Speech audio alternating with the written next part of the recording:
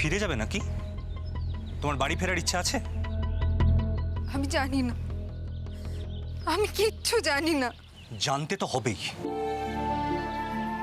আমি যদি এখন এখান থেকে নিজের বাড়ি যাওয়ার কথা বলি তাহলে আমার জীবনটাই চলে যাবে, সেটা আমি জানি। বাড়ি তো আমি যেতে পারবো না। আমার মা হয়তো কেঁদে কেঁদে মরেই গেছে এতদিনে, তবু আমি আমার চেনা জায়গায় যেতে পারবো না।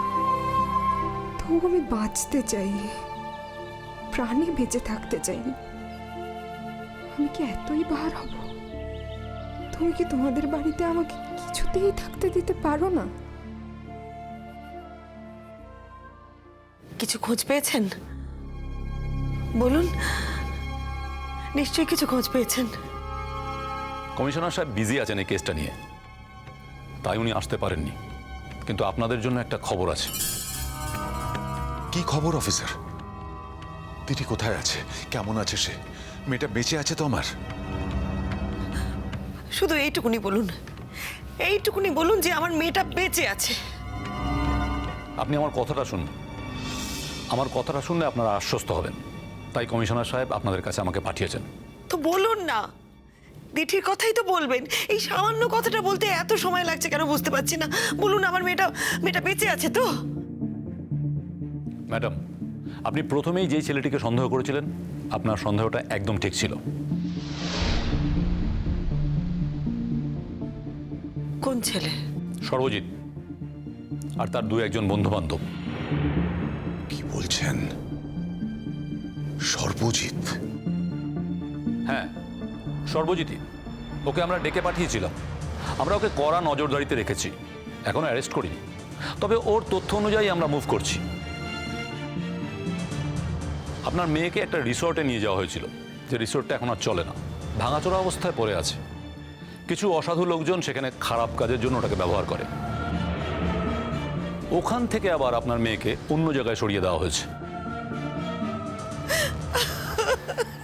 যখন দেখছে এখানে তোলপাড় চলছে, হইচই চলছে, তখন সর্বজিৎই ওদের ফোন করে ইনস্ট্রাকশন দেয় মেয়েটাকে ওখান থেকে সরিয়ে দিতে। তবে হ্যাঁ, ও কিন্তু আমাদের কাছে মিথ্যে কথা বলেছিল ওকে নাকি বাড়ি পাঠানোর কথা বলেছে।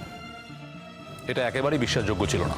তাহলে নিশ্চয়ই ওকে এমন জায়গায় পাঠিয়ে দিতে বলেছিল যেখান থেকে ওকে সহজে খুঁজে পাওয়া না যায়। আমরা সবটাই পেয়েছি। অনেকদিন ধরেই বলছিলাম ম্যাডাম, আমাদের কাছে একটা মিসিং লিঙ্ক আছে। সেই মিসিং লিঙ্কটা আশা করি এবার খুঁজে বার করতে পারবো আমরা। আমরা যে এতটা এগিয়েছি সেই কথাটাই আমরা আপনাদেরকে জানাতে এসেছি। তবে আমরা 100% শিওর যে আপনার মেয়ে এখনো মারা যায়নি, এবং ও কোথায় আছে সেটা সর্বজিৎই জানে। দেখুন ম্যাডাম, স্যার, আমরা সর্বজিৎকে চার্জ করব, আবার ডেকে পাঠাবো। রেগুলার চাপের কাছে ও নথি স্বীকার করবেই। দেখুন, অপরাধী সে যেই হোক না কেন, আমাদের স্যার সেই কথাই বলেছেন। তবে রোহিতবাবু স্যারের বন্ধু হলো, আশা করি তিনিও একই কথা বলবেন। তার পরিচয় তিনি অপরাধী, আর অন্য কিচ্ছু হতে পারে না। তাই সর্বজিৎ বলে আমরা ওকে আলাদা করে কোনো স্পেয়ার করছি না। আমরা ওকে শুধু শহরের বাইরে যেতে বারণ করেছি। ম্যাডাম, স্যার, ওকে আমরা কড়া নজরদারিতে রেখেছি। ওকে দিয়েই আমরা সমস্ত কাজটা হাসিল করতে পারবো বলে আমাদের বিশ্বাস। কি লাভ হলো বলুন তো? আমার মেয়েটার এত বড় ক্ষতি করে কি লাভ হলো? সেটা তো ওই জানে ওর লাভটা কি। তবে ঘটনাটা হয়তো প্রথম থেকে ওরা এইভাবে করতে চায়নি। এটা নার্ভাস হয়ে করে ফেলেছে, মানে এটা আমাদের বিশ্বাস। ওকে বলুন না, আমরা ওকে কিচ্ছু বলবো না, ওর কোনো ক্ষতি করবো না। শুধু আমার মেয়েটা কোথায় আছে সেটাও বলে দিক। দেখুন ম্যাডাম, এইভাবে বললে এখন আর কোনো কাজ হবে না। আমাদের পদ্ধতিটা একটু আলাদা। আমাদের আর একটু সময় দিন। এতটাই যখন জানতে পেরেছি, প্লিজ আমাদের আর একটু সময়, জাস্ট একটু।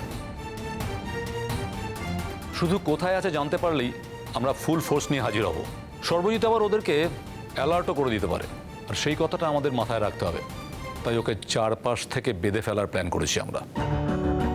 কত লোক যে এর মধ্যে জড়িয়ে আছে সেটা আমরা এখনো ঠিক মতন বুঝতে পারছি না। তবে ওর বন্ধুরা তো বললো শুধুমাত্র নাকি টাকার জন্য ওরা গাড়িতে তুলে দিয়েছে, আর কিছুই জানে না।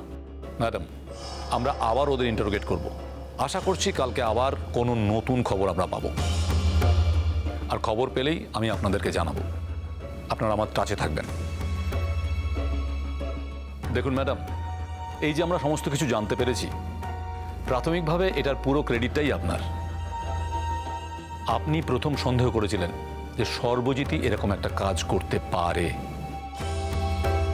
তাই আমরা আপনাকে বাড়িতে বলতে এলাম। কটা দিন অপেক্ষা করো, ওইখান থেকে চলে যাবে। তারপর চলে যাবে মানে? কোথায় যাবে সেটা সবার আগে আমাদের জানা প্রয়োজন। কোথা থেকে নিয়ে এসেছি যখন সেটা জানো না, তখন কোথায় নিয়ে যাব সেটা জানানোর কোনো প্রয়োজন নেই। প্রয়োজন আছে ছোটু। ওর বয়সী আমারও একটা মেয়ে আছে, আর ও কোনো একজন মায়েরই মেয়ে। তাই তোমাকে আমরা যতই বিশ্বাস করি না কেন, যতই ভরসা করি না কেন, যতই আমরা জানি যে তুমি কারোর কোনো ক্ষতি করতে পারো না, তাও তুমি ওকে কোথায় পৌঁছে দেবে, তারা যে ওর কোনো ক্ষতি করবে না সে ভরসা আমাদের নেই ছোটু। তাই তোমাকে আমাদের জানাতেই হবে ওকে তুমি কোথায় আর কার কাছে পৌঁছে দেবে।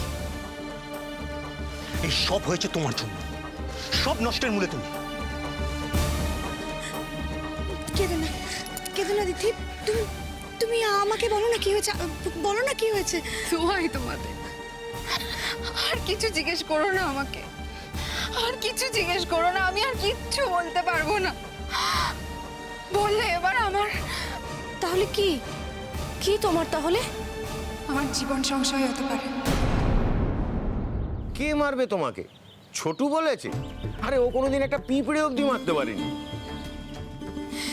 ছোট নয়, অন্য কেউ তো মারতে পারে আমাকে।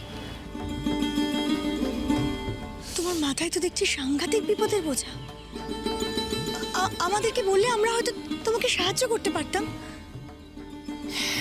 কেউ কিচ্ছু করতে পারবে না, কেউ পারবে না, কিচ্ছু করতে পারবে না। আমি শুধু চাই না তোমাদের কারোর কোনো বিপদ হোক, বিশ্বাস করো। আমি তোমাদের কারোর কোনো ক্ষতি করতে চাই না। না না, বললেই তো আর হলো না। আমরা তোমাকে কোথাও যেতে দেবো না। আর যেতে যদি কোথাও হয় তাহলে আমি তোমাকে তোমার বাড়িতে দিয়ে আসবো, অন্য কোথাও নয়। মনে মনে কত আশাই না করে ফেলেছিলাম আমি। আমি তো তোমাকে আমার ছোট ছেলের বউ বানিয়েই ফেলেছিলাম। আমরাও তো তাই। আমার এখনো বিশ্বাস করতে অসুবিধা হচ্ছে যে আমার ছোটু তোমাকে ভালোবেসে নয়, অন্য কাউকে সাহায্য করবে বলে তোমাকে এই বাড়িতে নিয়ে এসেছে। আমি এটা এখনো বিশ্বাস করতে পারছি না দিদি। সত্যি কথাটা বলো না মা। আহা, ওকে আর জোর করো না তো। দেখো তো বেচারার মুখ চোখ কেমন শুকিয়ে গেছে। সেই কোন সকালে উপোস করে মহাদেবের পুজো দিতে গেছে। যাও যাও, ওকে ভেতরে নিয়ে যা, কিছু খেতে দে, যা। তোমাদেরকে দেখে না আমার নিজের বাবা মায়ের কথা মনে পড়ে যাচ্ছে। দিদি, তুমি তোমার বাবা মাকে ফোন করবে? না। কেন? ছোটদা রাগ করবে বলে? আচ্ছা আচ্ছা ঠিক আছে, তুমি লুকিয়ে লুকিয়ে করবে, বলো বলো আমাকে। না না না, প্লিজ এসব কথা বলো না আমাকে। ওকে আর কষ্ট দিও না। এই এই, তোরা ওকে ভেতরে নিয়ে যা, তো নিয়ে যা ভেতরে। আচ্ছা চলো দিদি, ভেতরে চলো। যাও মা, যাও যাও। চলো যা।